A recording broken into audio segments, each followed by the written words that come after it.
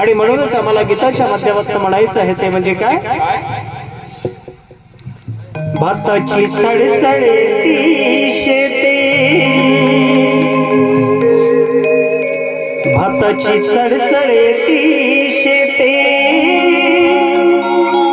आणि बांबूचे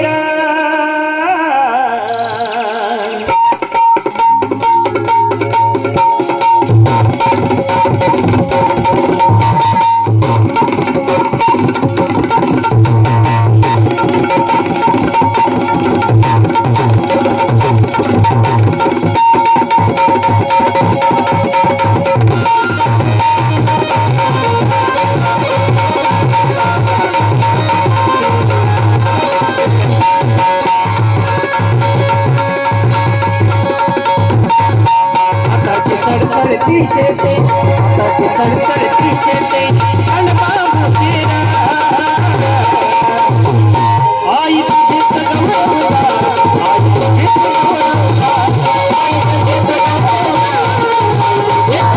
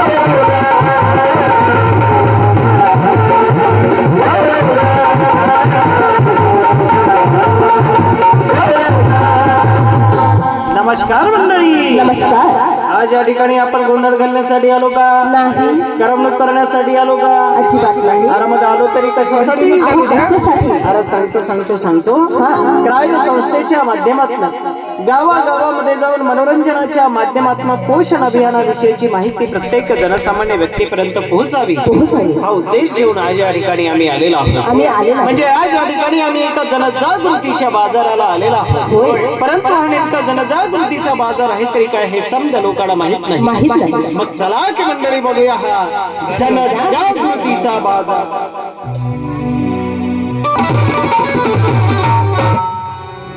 अरे नमस्कार नमस्कार नमस्कार नमस्कार. नमस्कार. अरे बाप रे अरे बाप, बाप. किती दिवस झाले यार. मला वाटतं 1 वर्षाचा तरी कालावधी झालेला असेल. हो ना आजपर्यंत आपली भेट नाही, गाठ नाही, उठणं नाही बसणं नाही साला खाणं नाही, पिणं नाही यार. काय खाणं पिणं नाही म्हणजे तुला काय म्हणायचंय? हा. खाणं म्हणजे रोज कोंबडं पिणं म्हणजे दारू, अरे बघ नाही तर काय असं का? हा. या व्यतिरिक्त तुला काही सुचतच नाही का? अरे दादा, हे दारूचं व्यसन हे अतिशय वाईट व्यसन आहे.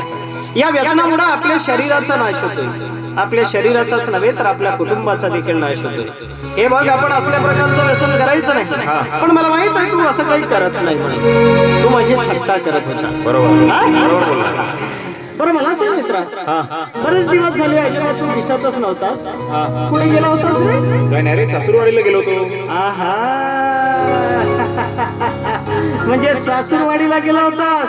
म्हणजे सासूरवाडीला जाऊन चांगला पाहुणचार करून आलास. आमचा तर केला, तुला तर माहित आहे मला मुलगी झाली म्हणून तर गेलो होतो. अरे माझ्या लक्षातच नव्हतं आणि मला माहित पण झालं नाही. अरे बरोबर आहे. तुझी पत्नी गरोदर होती म्हणूनच तू बाळंतपण करण्यासाठी तिच्या माहेरीला तू नेला होता. बरोबर. असं का? म्हणजे मुलगी झाली. अरे आनंदाची गोष्ट आहे. मुलगा असो किंवा मुलगी असो, आपण जन्माला येणाऱ्या पोरीचं आपण स्वागत केलं पाहिजे. बरोबर आहे की नाही? एकदम बरोबर. मग कशी मुलगी आहे? ठणठणीत एकदम व्यवस्थित आहे. हो का? किती किलोची आहे? 2.5-3 किलोची मुलगी आहे. 3 किलोची मुलगी झाली. अरे वा वा वा वा, म्हणजे 3 किलोचं बाळ म्हणजे सुदृढ बाळ जन्माला आलं म्हणायचं. बरोबर आहे ना? अरे तुझ्यासारखी माणसं जर या समाजामध्ये असतील, या कुटुंबामध्ये असतील तर निश्चितच खूपच चांगलं होतं. कारण की ज्यावेळेस तुझी पत्नी गरोदर होती त्यावेळेस तुझ्या पत्नीची नजीकच्या आशाताईंकडे तू नोंदणी करून घेतलीस. नोंदणी झाल्यानंतर त्या गर्भवती मातेच्या सरकारी दवाखान्यामार्फत 4दा तपासण्या झाल्या. त्यामध्ये पहिली तपासणी अतिशय महत्वाची तपासणी, ती म्हणजे बीपी असेल, शुगर असेल किंवा सिकल सेल तपासणी असेल, HIV ची तपासणी असेल, विविध तपासण्या केल्या जातात. इतकंच नव्हे तर समजा त्या गरोदर मातेच्या शरीरामध्ये रक्ताचं प्रमाण कमी असेल तर तिला औषधोपचार सुद्धा दिला जातो, जेणेकरून गरोदर मातेच्या शरीरामध्ये रक्ताचं प्रमाण वाढेल आणि बाळ सुदृढ राहील. यासाठी ती पहिली तपासणी असते. आणि त्यानंतरची दुसरी, तिसरी, चौथी तपासणी म्हणजेच गर्भामध्ये जे वाढणारं बाळ आहे ती व्यवस्थित आहे किंवा नाही, त्याची शारीरिक रचना व्यवस्थित होते किंवा नाही, यासाठी त्या तपासण्या केल्या जातात. आणि ते तू योग्य केलंस. आणि इतकंच नव्हे तर प्रसूती सुद्धा सरकारी दवाखान्यामध्ये केलंस, म्हणूनच जन्माला येणारं बाळ हे सुदृढ आहे. असो, आता तर गर्भवती मातेचे जर झालंच, बरोबर आहे. परंतु आता तुला काळजी घ्यायची आहे ती म्हणजे बाळाची, म्हणजेच तुझ्या मुलीची. कसं आहे मित्र माहित आहे का? सध्या स्थितीमध्ये तुझं बाळ जरी 3 किलोचं असेल तरी पण किमान 2 वर्षापर्यंत त्याची काळजी घेणं अतिशय गरजेचं आहे. कारण की 2 वर्षापर्यंत जर एखाद्या बाळाची आपण काळजी घेतली तर या 2 वर्षामध्ये त्याची जी शारीरिक क्षमता असते, मग ते उंची असेल किंवा वजन असेल, ह्या सगळ्या गोष्टी झपाट्याने वाढत असतात. आणि या 2 वर्षाच्या कालावधीमध्ये जर त्यांच्याकडे आपण लक्ष दिलं नाही, त्याला पोषक असा आहार दिला नाही, तर बाळाचं वजन हे कमी होत जातं आणि मग बाळ कुपोषित होऊ शकतं. आणि म्हणूनच 2 वर्षापर्यंत काळजी घेणं गरजेचं आहे. आणि आता तुला ती खरी जबाबदारी आता निर्माण झाली आहे. मग तू काळजी घेणार? अरे समाजामध्ये अशी कितीतरी माणसं आहेत, अशी कितीतरी बालकं आपल्याला कुपोषित असताना दिसतात. बरेचशा लोकांमध्ये अज्ञान आहे आणि बरेचसे लोक व्यसनाकडे सुद्धा वळलेले आहेत. यामुळे आपल्या पत्नीकडे लक्ष देत नाही, गरोदर मातेकडे लक्ष देत नाही आणि म्हणूनच जन्माला येणारं बाळ हे कुपोषित जन्माला येतं. असं होऊ नये म्हणूनच मी क्राय संस्थेच्या माध्यमातून आशाताईंना सोबत घेऊन गावागावामध्ये जात असतो आणि पोषण अभियानाविषयीची माहिती मी सांगत असतो. हो का? हा, तर मी काय म्हणतो, हा. मी एकटं जाण्यापेक्षा तू पण माझ्यासोबत चल. अरे चल ना, चल मी पण तयार आहे. चल. येतो म्हणतो. अरे चल चल नक्की अरे तयार मग आहोत. चल की आपण जाऊ. चल चल चल चल.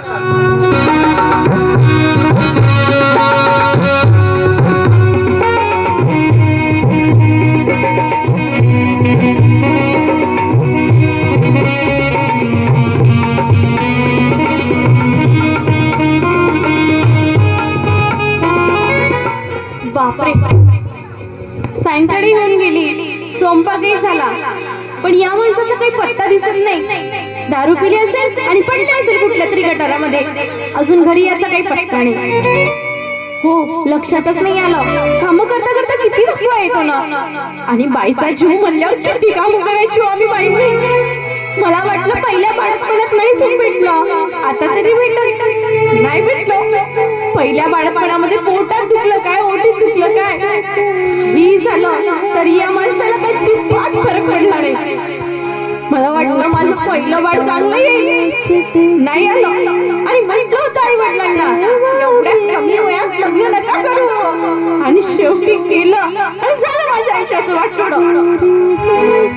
लग्न तर झालं, पण पहिले लवकरच बाळपणही झालं.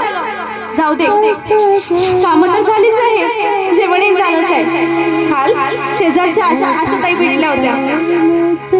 आता त्या म्हणाल्या की तुम्ही दुसऱ्यांदा गरोदर आहे तर काहीतरी नोंदणी करून घेतो म्हणे.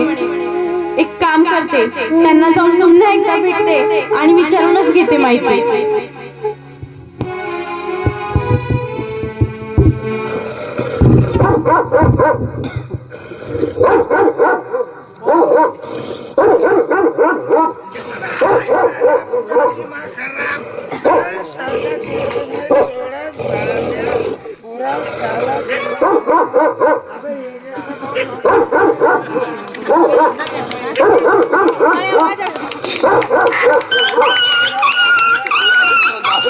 पूरा साला दिमाग खराब.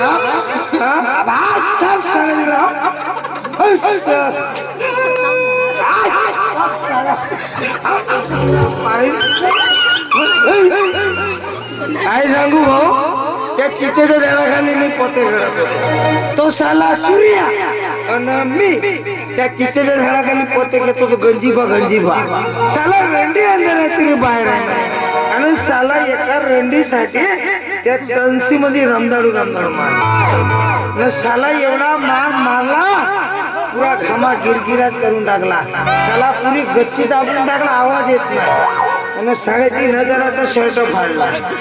पण साल्या तुला तर नाही सोडत साल्या सूर्या.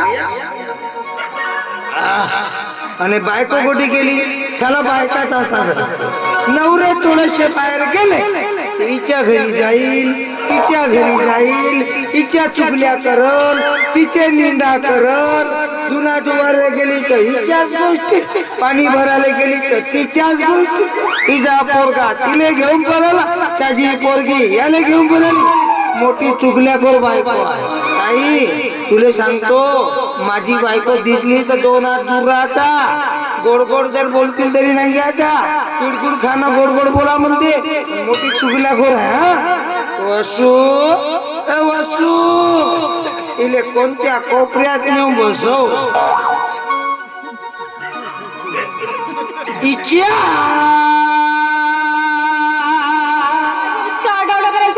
जायची. तब्येत कशी आहे विचारलं. तब्येत गिब्येत ठीक आहे. हा का भंगार उल्याकडून आले. अवा हुलिया हा मार्काचा प्रमाणपत्र आणि किमनीचा घोषणा. तुला सांगतो, तो साला सूर्य आणि मी त्या चितेच्या झाडाखाली पोते खेळत होतो. साला रेंडी अंधारात तरी बाहेर आला. आणि साला एका रेंडीसाठी त्या तंची मध्ये रमदाडू साला गाई काव का म्हशीचा बकरा रे तू मारला. अव एवढा मार मारला का तुझा बाप घेतलेला 3,500 बरं केलं ना. कोण सांगितलं होतं घालून जासाठी? तू त्या खुटीला लटकवली होती तर मला काय माहित मी घालून गेलो. पण साला एवढा मारला पण साल्या तुले नाही सोडत बे. अबे मी तुझ्यावर माझी बायको हा, तू चांगली बाई आहे का? नाही तर का? असा मला सांगा, मी तर म्हणतो त्या सूर्याला लागते करायला 4% दे म्हणून. का म्हणजे तू सांगशील तुझी एवढी हिंमत काय करा? मारलं तुला पुरं जानचं खतम करून टाकेल. म्हणून तर काय बरं? आता विचार करतो मरून जाशील म्हणून नाही तेच त्याला जनता बघणार त्याला. आता एकच एक बायको आहे म्हणून विचार करतो. नाही, गावातले लोक 100 बायका आहेत. मला का माहित ते मला एकच बायको देख ना दिवस मी नाही त्यात केलं कडीला वाहत होते. पुरी समोशाची बहीण आलू गोंडा जास्त बोलायची गरज नाही म्हटलं. एक नंबर आहे माझी बायको. हो माझी बायको एक नंबर आहे. कशी याचं पण डोरावर दिसो नाही तर काय आलू ना पाहू. अरे माझा रसगुल्ला हो, गुलाबजामुन हो, लुलू ओ लुलू. जास्त बडबड करायची गरज नाही. आणि एक नंबर हो, एकच नंबर आहे, माहित आहे ना. बायको का फेकून देते ओ जास्तच बोलते ना भंगार. पण ते जाऊ दे. मला सांग मी तुला इतका वेळचा आवाज देता पण तू कोठे गेले होतेस व लाज नाही वाटत कुठे गेले तुम्ही विचारण्यासाठी? पुरी पेंढरीच्या बाजारामध्ये विकून खाल्लो पावा दिसत असं आहे मला अवतार. आशा वर्कर इकडे गेली होती. आता हे कोणती परकर हो? आपल्याला पहिलं वय झालं हो माहित आहे. तेव्हा आपण नोंदणी केली का? नाही केली. डिलिव्हरी सरकार दवाखान्यात केली का? नाही. केली. चांगलं खाऊ घातलं का तुम्ही मला? नाही. केलं. त्या कर्माचे पुढे भोगत आहोत आपण. हो. मग पहिलं बाळ कुपोषित निघलं. मग आता सुधरा. आता आपल्याला दुसरं बाळ होणार आहे. तर मला सांग मी एवढा मोठा साड्या जन्मलो तर माझी माय का ती नोंदणीच केली का वा? अहो माझी माय काय घरी सुईने बोलून डिलिव्हरी करत होती तेव्हा नव्हती ना नोंदणी. कुपोषित खाऊ का आणणार काहीच नव्हता. आता आणलाय नोंदणी करणं हे करणं ते हे सटर बंद कर बरं. जास्तच बोलायला शिकले ना. असं कसं घडत नाही? आपलं पहिलं बाळ कुपोषित आहे. पण आता समजून घ्या, आपण जाऊया नोंदणी करू आणि सरकार दवाखान्यात डिलिव्हरी करू. माझा दिमाग खराब नको ते जाऊ दे. मला जेवायला शेवाले घरात एक गाणं तरी आहे का? सरला घरातला झाला. राहिला? मग एक काम कर हा. आपल्या त्या मॅडम आहे ब्रह्मपुरीचे मॅडम आहे मॅडमच्या घरी जा. जय श्रीरामचे तांदूळ आहे. हो जय श्रीराम ओ मागच्या महिन्यात एक चुमडी भरून आणले होते, तेही संपले. आणि तुम्हाला सांगतो ताई, माझ्या नवऱ्याचं कसं आहे, घरात नाही दाना इकडे नसते नवरा उठताना. मला दीड उभा राहायचं तू मध्ये उठता ना मग ते ऐकलं आपले लोकेश नेवारे सर त्यांच्या घरी जा. बढिया डबल पॉलिश मारलेली एक चमटीचे तांदूळ आहे. पांढरे शुभ्र कन्या एकही नाही ठोकर एकही नाही. हो मला असं कसं आठवत नाही. मागच्या 4 महिने आधी तुम्ही 2 चुमड्या भरून आणल्या होत्या. असं हो का? तर मग ते फुकटचे गहू तांदूळ का केली थम मारायला थैला भरा. हो 2 चुमड्या लाल पिवडी बांधून ठेवली होती. पायतो दिसत नाही त्याला इकडे लागलं का काका? अहो, बैताड गेलं नाही. मी मस्त पिऊन झोपलो होतो थोला भाऊ गहू तांदूळ विकायचं टाकलं केला सत्याला गहू तांदूळ विकले ना. नाही आता भंगारात विकून पाजवून. तू जर मला भंगार मध्ये विकलीस मी तुले लव आणि कंटीन चप्पल प्लास्टिक जोडे चप्पल मध्ये विकतो. बर्फी टाकले चुरपत मी गाऊ परवडतो. एकटीले ना म्हणा लाज वाटू द्या ना थोडीशी तरी. विकून खाल्ली का? समजत नाही माणूस विकी काय नाही, म्हणजे रोज तुला बाई कधी दिसतं. परिवार आहे. सोडून म्हटलं हा कोण होतं हे? ताई हो म्हटलं. ताई हो का? आता सोयकीच्या एवढी बाबती एकच पोरगी आहे म्हणे शेजारच्या हो. शेजारच्या का? पण एक नंबर आहे ताई. ताई एक नंबर आहे ती. तुमचा विषय बाजूला करा. असा आणि मी म्हणते ते लक्ष द्या. अहो तुमची बायको गर्भवती आहे म्हणून माहित आहे. नोंदणी करायसाठी आली आहे. आणि हा काय प्रकार का तुमच्या घरामध्ये? आमच्या घरात चालू आहे ते अटॅक. मला चांगल्या प्रकारे ठाऊक आहे की तुमचं पहिलं बाळ झालं हे कुपोषित झालं. याचं कारण काय की ही जी आहे ना याचं 16 वर्षात लग्न झालं. अहो कमी वयामध्ये लग्न करू नका. कमी वयामध्ये लग्न केलं शरीर बळकट नसतं हो मुलीचं. म्हणून कमी वयात लग्न करणं टाळा. आणि गर्भवती तुमची बायको गर्भवती आहे आणि तुम्ही असं तिच्याकडे दुर्लक्ष करता. काय केलं तुम्ही तिच्यासाठी? अहो पहिलं बाळ कुपोषित झालं, कमीत कमी दुसरं बाळ तरी कुपोषित होऊ नये. आता तरी तिला चांगलं जेवू घाला, तिला दवाखान्यात न्या, तिची नोंदणी करा. आम्ही कशासाठी? आम्ही ग्राम पातळीवर काय काम करतो? आमचं काम आहे समाजात जनजागृती करणं, गोळ्या औषधं वाटप करणं, लसीकरणापासूनचं असेल, वजन असेल, रक्त तपासणी असेल, सर्व गोष्टी प्रसूतीपासूनच्या गोष्टी आम्ही करत असतो. मग तुम्ही आमच्याकडे नोंदणी नाही केली तर मग तुम्ही काय करणार तिचं? आमची सर्व नोंदणी झाली, ऑनलाईन नोंदणी बिंदणी सर्व झाली. आमचं आधार कार्ड गिधार कार्ड सर्व निघला, मतदान कार्ड निघला. अशी गोष्ट आहे तुझ्या नवऱ्याची. असो, पण तुम्हाला सांगते महिलांना, गर्भवती अवस्थेमध्ये कमीत कमी 4दा तरी जेवण झालं पाहिजे. अहो चार माहिती आहे आपली परिस्थिती खूप गंभीर आहे, आपल्याला 4 वेळचं जेवण नसीब नाही, पण कमीत कमी गर्भवती अवस्थेमध्ये 2दा तरी जेवण. आणि तुम्ही काय तिला 2दाही जेवण नाही? तर तिले कोण नको जेवण म्हणते? तू जेवस का नाही वा? बरोबर आहे तुमचं. ती सगळ्या गोष्टीकडे लक्ष देणार ना. तुमचं कर्तव्य नाही आहे तिच्याकडे लक्ष देणं, तुमचं कर्तव्य नाही बनत. अहो बाकीचे लोक कसे काबाड कष्ट करतात आणि तुम्ही घरी पडून असता, जुगार खेळता, दारू पिता. हे कुठलं काम आहे तुमचं? तरी तिले म्हणतो मी मटण गिटन खात जा म्हणतो. चांगली गोष्ट आहे. ताई ती शुद्धीवर नाही आहे ना, आता कडवे प्रवचन देणारच आहे. माहिती आहे आम्हाला. अहो कमीत कमी गर्भावस्थेमध्ये तरी तिच्याकडे लक्ष द्या. आम्ही एवढं माहिती सांगतो, जर तू नोंदणीच नाही केलीस तर तुला आरोग्याविषयीची माहिती मिळालीच कशी? मिळणारच नाही. तू नोंदणी करशील, तुला आरोग्याविषयी सगळी माहिती मिळेल. तुझ्या आरोग्य तपासणीपासून तर तुझ्या औषधोपचारापासून मोफत उपचार होईल. एवढंच नाही तर तू नोंदणी केलीस ना, तुला प्रधानमंत्री मातृवंदना योजनेअंतर्गत 3 टप्प्यामध्ये 6,000 रुपये मिळतात. कशासाठी? तुमची परिस्थिती डाऊन आहे ना, तुमची परिस्थिती गंभीर आहे ना, मग त्या 6,000 रुपयामध्ये तिच्या होणाऱ्या बाळाला आणि तिला ती आर्थिक मदत म्हणून दिल्या जाते. हे सर्व करायलाच नाही तर तुम्हाला काय माहित होणार आहे? तुम्हाला बाळालाच भेटते का बाळाच्या बापाला भेटते? अशी परिस्थिती आपल्या समाजाची आहे. काय करणार शेवटी? आबा ये साल्या ये अरे साल्या, ये. घरी आलेल्या पाहुण्याला कोणी साल्या म्हणते का हो? तर मला सांगा भाऊ, बायकोच्या भावाले साल्या नाही तर का बाल्या म्हणू? दाचायचं मान दपट्टीची पाच. मग एक काम कर, त्याच्यामध्ये 2 लिंबू पाच. नाही तर मग एक काम करू का, गोरका घेऊन येऊ का? गोरका 90 पेता मला काहीही नको, गुडंबा अजिबात नाही, शिंदी नाही, काहीच नाही. काहीच नको. बा गोरका पडेल ते त्याला. माझं जेवण झालेलं आहे, मी काहीच करत नाही. नाही, नाही का? रस्त्याने अचानक जात होतो, तुमच्या घरामध्ये कसला तरी आवाज आला. म्हटलं काय भांडण चालू आहे बा? आलो अचानक. बापरे बाप, हे काय शर्ट फाटलेला आहे, डोक्यावरती कचरा आहे. अहो माझी मोठी बेकार कंडिशन आहे. तो साला सूर्या आणि मी त्या चिक्याच्या झाडाखाली पत्ते खेळत होतो. साला एका रंडीसाठी त्या तंतीमध्ये मारला मला, आणि पुरा कपडे फाडला साला. अच्छा, हा. म्हणजे तुम्ही जुगार खेळताय, जुगार खेळतो, दारू खेळतो, सट्टा खेळतो, 2 एक गेम आला सट्टा लावतो मी, असं का? गांजा पितो. पण इतकं का बरं व्यसन करताय? काही टेन्शन आहे का? मी तुम्हाला सांगतो, पहिले घेत होतो व्यसन, पण एवढा नव्हतो घेत. आता मी तुम्हाला सांगतो, माझे चांगले स्वप्न होते. वंशाचा दिवा पोरगा होईल, कुपोषित, दिमाग खराब. काय म्हणजे जन्माला येणारं बाळ हे कुपोषित जन्माला आलं म्हणून तुम्ही दारूचं व्यसन करताय आणि राहताय फक्त? अरे फक्त बाळ कुपोषित जन्माला आलं हे कुणामुळे आलंय माहित आहे का? हे फक्त आणि फक्त तुमच्यामुळे. कारण की तुमची पत्नी गरोदर असताना तिच्याकडे तुम्ही लक्ष दिलं नाही, तिची कधी तुम्ही नोंदणी केलं नाही.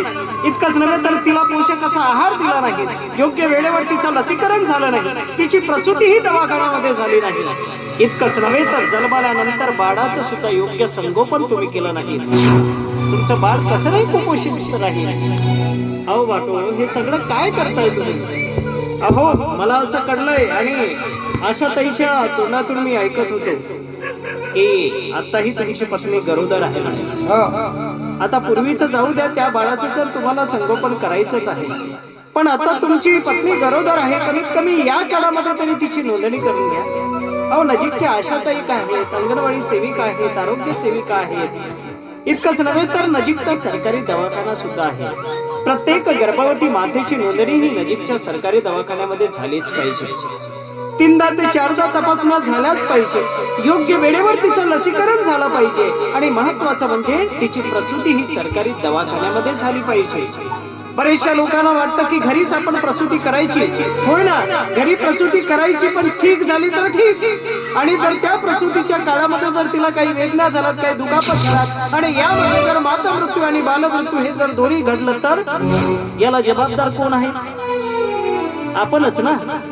अहो म्हणूनच म्हणतो की ही जी आर्थिक संपत्ती आपली असते ना, ती आपली पोरबारा असतात. कारण की उद्याचे ते भावी पिढी जीवनाचे आपल्या म्हातारपणाचे सांभाळ करणारे आपलेच ते रक्षक असतात. परंतु आपण काय करतो? त्या गर्भवती मातेकडे लक्ष देत नाही. तिला आपण जरी जड काम असतील तरी पण तूच कर, मी नाही करणार असं आपण म्हणतो. असं नाही करायचं. आपण आपल्या गर्भवती मातेची काळजी घेणं गरजेचं आहे. ज्यावेळेस तुमचं लग्न झालं त्यावेळेस तुमचं वय काय होतं? 20 वर्ष.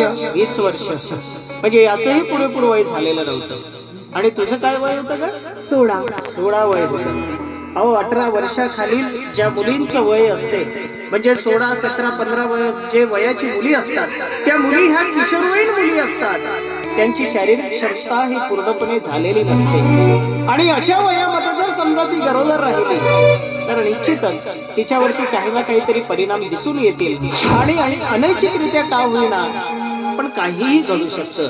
आणि म्हणूनच म्हणतोय की बांधवानो, 18 वर्ष पूर्ण झाल्याशिवाय त्या मुलीचं लग्न आपण करू नका. आणि मुलाचे वय हे 21 ते 22 असणं अतिशय गरजेचं आहे. हा शासनाचा नियम आहे. तो कठोरपणे पार पाडणं हे प्रत्येक माणसाचं कर्तव्य असतं. कळलं का? हो. आणि म्हणूनच म्हणतो की हे सगळं आता तुम्ही सोडून द्या. आता आपल्या पत्नीकडे लक्ष द्या. येणारं बाळ तरी आता सुदृढ राहील याकडे तुम्ही लक्ष द्या. होय, तुझ्या सांगण्यानं माझी पुरी दारू उतरली आहे. बिलकुल आजपासून दारू बंद. आजपासून या दारूला हात लावणार नाही. आणि या समाजाला सांगेल की बाबांनो, दारूची नशा करू नका. दारूची नशा ही जीवनाची दुर्दशा आहे. बरोबर, आपला सुख समृद्धीनं चालणारा संसार कशाला रस्त्यावर आणता? आणि मी उद्यापासून बढिया माझ्या पत्नीकडे लक्ष देणार. आणि आता तुला सांगतो, आशा ताई आली आहे, आता नोंदणी करून घे, सर्व काही शासनाची योजना घेऊन घे. बिलकुल उद्यापासून जे दारूला खर्च लागत होता पैसा तो तुझ्या सकस आहार देणार. हो, बढियापैकी मी गुड शेंगदाणे, बढियापैकी उकडलेले अंडे गिंडे आणत जातो. एक नंबर आपला पोरगा धष्टपुष्ट झाला पाहिजे. हा, ठीक आहे. आणि एक काम कर, आता मसाला वाटून ठेव, तिथं बायला घेऊन काही का असे ना, पण आपल्या सांगण्यानं का असेना किंवा त्याच्या मनामध्ये परिवर्तन झालं असेल आणि आपल्या वाटून दारे सोडली म्हणायची. आता तुला सुद्धा एक काम करायचं आहे. काय दादा? आशा ताई ज्या वेळेस तुझ्याकडे येतात आणि तुला बोलवतात त्यावेळेस तू हातची कामं बाजूला सारायची, परंतु जायचं. होय. कारण की गर्भवती मातेचं योग्य वेळेवर लसीकरण, तिचं योग्य वेळेवर पोषण आहार होणं अतिशय गरजेचं असतं. होय. हलकं काम करत जा, परंतु जास्त जड काम करत जाऊ नकोस. नाही. आणि महत्वाचं म्हणजे प्रसूती ही नजीकच्या सरकारी दवाखान्यामध्येच झाली पाहिजे, याची आपण आपल्या मनामध्ये लक्षात ठेवलं पाहिजे. होय दादा. सगळ्यांना वाटतं की कदाचित सरकारी दवाखान्यामध्ये आपण न्यायचं कुठून. आता 102 नंबर आहे. 102 या क्रमांकावरती जर आपण फोन केला तर सरकारी दवाखान्याची गाडी आपल्या घरापर्यंत येते. त्या गर्भवती मातेला घेऊन जातं. आणि जर तिची प्रसूती चांगल्या पद्धतीची झाली, बाळ सुदृढ राहिलं तर 2 ते 3 दिवसामध्येच परत त्याच गाडीनं आपल्या घरामध्ये सुद्धा आणून देण्याचं काम करतं. यासाठी आमच्या गोरगरिबांसाठी जननी सुरक्षा योजना आहे. आणि त्यासाठी ग्रामीण भागासाठी त्या गर्भवती मातेला देय सुद्धा मिळतं. इतकंच नव्हे तर जननी शिशु सुरक्षा कार्यक्रम आहे. अशा ताईनं मगाशी प्रधानमंत्री मातृवंदना तर सांगलेलंच आहे. बांधवानो, हा केवळ मनोरंजनाचा कार्यक्रम जरी असला तरी पण या मनोरंजनाच्या कार्यक्रमातून आम्हाला हेच सांगायचं आहे की उद्याचे भविष्य बघणारे आपल्या भावी पिढी जीवनाचे जे छोटे बालक आहेत ते आपले कर्ते धारते आहेत. त्यांच्याकडे आपण लक्ष देणं गरजेचं आहे.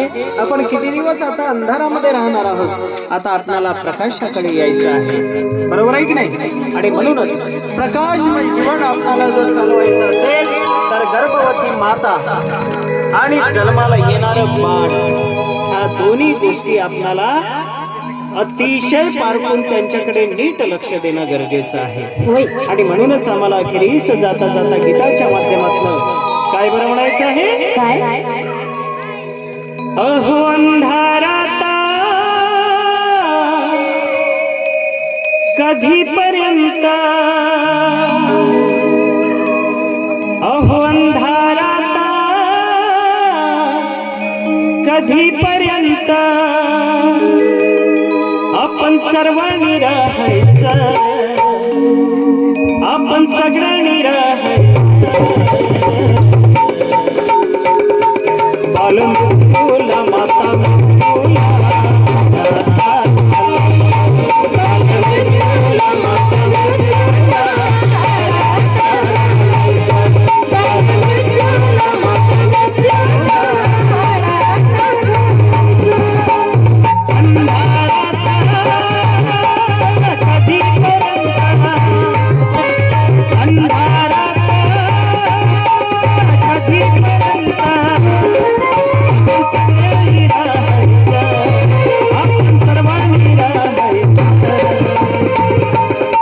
बालमृत्यूला माता मृत्यूला.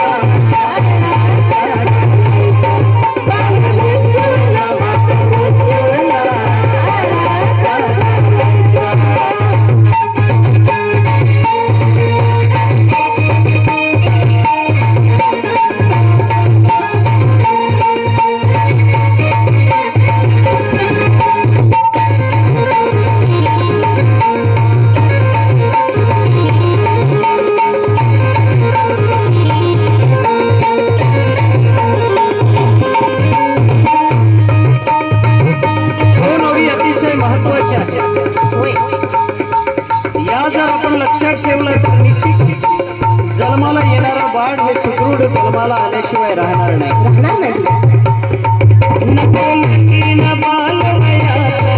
बाळपण होते धोक्यात,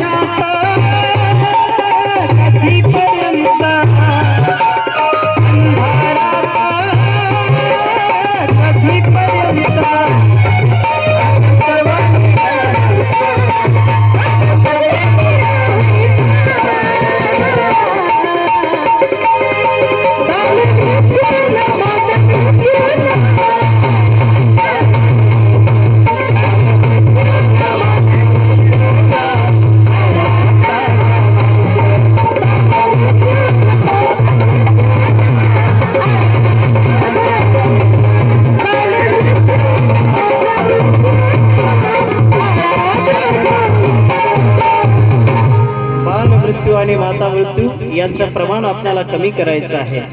आणि म्हणूनच म्हणतोय की बांधवांनो, एक गोष्ट लक्षात ठेवा, प्रत्येक गर्भवती मातेची प्रसूती ही सरकारी दवाखान्यामध्ये करा.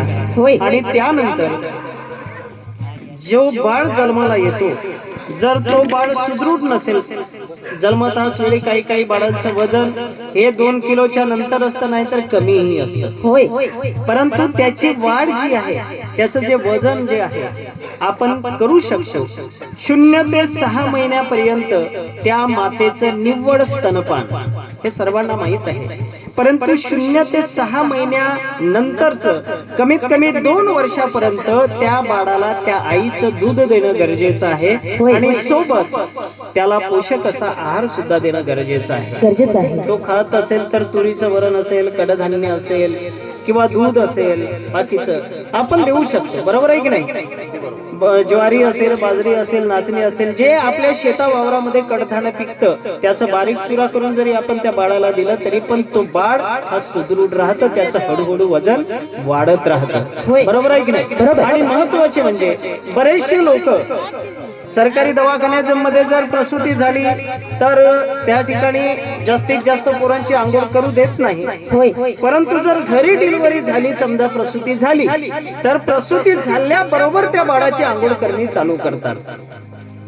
पोटामध्ये बाळ असलेल्या त्या बाळाला ही नैसर्गिक संपत्ती, ही नैसर्गिक रचना काय आहे माहीतच नसतं. पटकन जन्मल्याबरोबर जर आपण त्याच्या अंगावरती पाणी टाकलं, साबण लावलं, तर त्याच्या स्किन वरती इफेक्ट पडतो.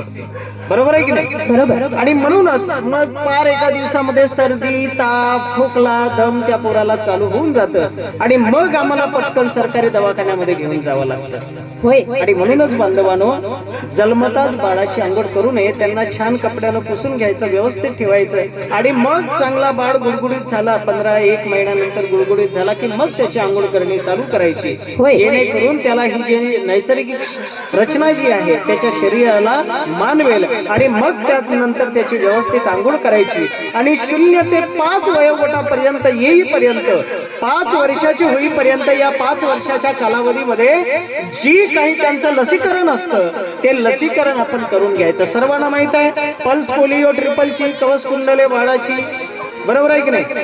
म्हणजे पोलिओचा डस असेल, कावीळ असेल, घटसर्प असेल, निमोनिया असेल, डांगा खोकला असेल, विविध आजारावरती लहान बालकांवरती लस आहे आणि ती लस योग्य वेळेवर उपलब्ध होतात. यासाठी नजीकच्या आशाताई, आशा वर्कर्स, आरोग्य सेविका येत असतात. बरोबर आहे की नाही? होय. त्यांच्याशी निगडीत राहून आपणाला हे सगळं काही करायचं आहे आणि हेच काम क्राय संस्थेच्या माध्यमातून पदाधिकारी आपल्या गावामध्ये करत आहेत. होय. बरोबर आहे की नाही? बरोबर. त्यांना सोबत घेऊन आरोग्याविषयीची विविध माहिती, म्हणजे पोषण आहार कशा पद्धतीनं आहे, कोणत्या भाजीतून आपल्याला जास्तीत जास्त लोह मिळतं, कोणत्या भाजीतून आपल्याला पौष्टिक आहार मिळतं, मग त्या रानभाज्या असतील, काहीही असतील, परंतु ते सांगण्याचं काम काय संस्थेच्या माध्यमातून करत असतात. होय. ते पदाधिकारी आपल्या घरापर्यंत येत असतात. बरोबर आहे की नाही? बरेचशा लोकांना क्राय संस्थेच्या पदाधिकाऱ्यांचे चेहरे ओळखीचे झालेले असतील, परंतु ज्या ज्या लोकांना ओळखीचे झालेले नसतील, तर ज्या वेळेस ते घरी आपल्या येतात त्यांच्याशी निश्चितच आपण ओळखी करून घेऊन आरोग्याविषयीची माहिती आपण आपल्याला जाणून घ्यायची आहे. होय. या देशाला आपल्याला निरोगीमय बनवायचं आहे आणि जर आपला देश हा निरोगीमय बनवायचा असेल तर तुमच्यापासून सुरुवात करणं गरजेचं आहे. आपल्या बाळाची योग्य ती काळजी आणि गर्भवती मातेची योग्य ती काळजी आपल्याला घ्यायची आहे. आणि म्हणूनच आम्हाला अखेरीस जाता जाता काय बरं म्हणायचं आहे? निरोगी बनवा भारताला,